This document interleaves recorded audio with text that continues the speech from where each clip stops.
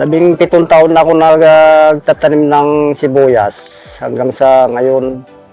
Kaya nga lang masyadong mahirap ang magtanim sa sibuyas sa paghahanda ng pagtatamnan. Halos 6 na buwan bago ka aani ang paghahanda ng sibuyas 1 taon.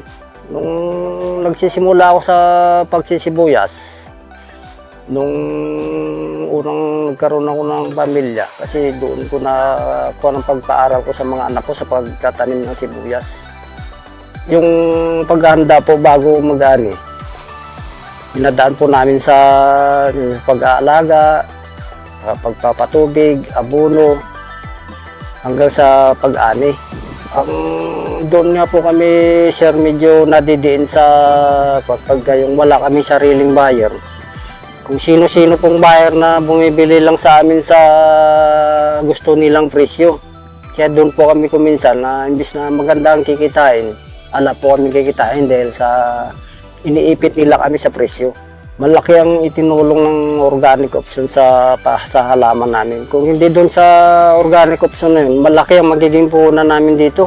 Yun isang apply lang namin maganda ang naging kuwan ng aming halaman. Magandang naging ani ng aming sibuyas.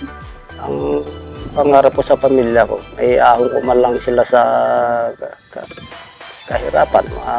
Mapatapos ko sa pag-aaral yung anak ko, masaya na po ako.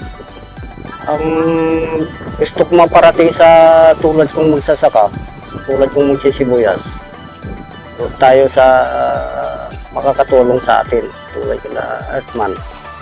Sila makakatulong sa atin sa pag-unlad ng ating pamilya.